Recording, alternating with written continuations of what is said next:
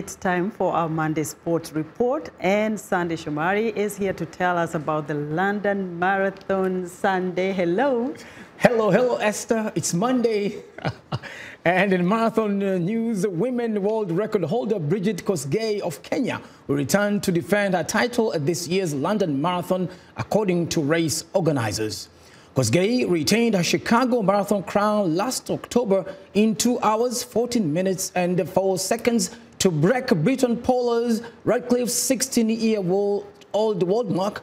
And Kosgei's record-breaking run came 6 months after the 25-year-old won London Marathon for the first time, and she is eager to come back and lead an elite lineup of Kenyan runners. Fellow Kenyan and world record holder Eliud Kipchoge, who broke the 2-hour mark in an unofficial event last October, has confirmed that he will be defending his London title. Jocelyn Chepkosgei, the 2019 New York City Marathon champion, will also feature on the starting line in London. The 2020 London Marathon will take place on April 26th. And switching gears to Paris, the disgraced former head of the athletic governing body, IAAF, Lamine Diack, is being tried in France on charges of corruption and money laundering in June, after proceedings were adjourned earlier today. Investigations into cover-ups, extortion, and bribe-taking in world athletics. The judge's decision comes a month after financial prosecutors formally accused Diack and his son, Papa Masata, of a host of illicit practices over a period of years with the active involvement of international athletes and their federations. Diack, who led the IAAF from 1999 to 2015, was one of the most influential men in athletics, and his son have repeatedly denied any wrongdoing.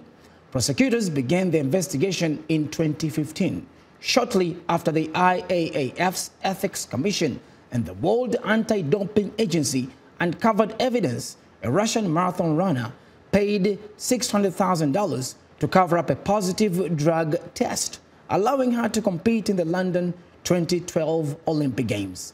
According to the prosecutors, Diack and his son, who oversees a sports consulting business called Black Tidings, solicited payments from athletes, either directly or indirectly, totaling 3.45 million euros in exchange for covering up positive doping tests and allowing athletes to go on competing.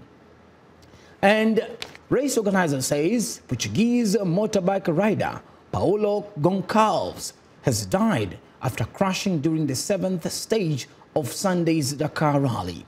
The 40-year-old suffered the fatal accident after 276 kilometers of the day's ride from Riyadh to Wadi Al Dawasir.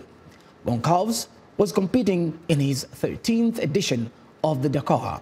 He made his debut in 2006 when it was staged in Africa and took second to Mark Coma in 2015 in South America. The Indian-backed hero rider only made it to this year's first Dakar stage in Saudi Arabia after recovering from a fractured spleen in a crash in Portugal in December. Goncalves was in 46th place in the overall bike standards after Friday's 6th stage. And that wraps our sports for today. Esther, back to you. Our condolences. Very, very sad news to end up with in Sports Sunday. Thank you so much. That's for sure.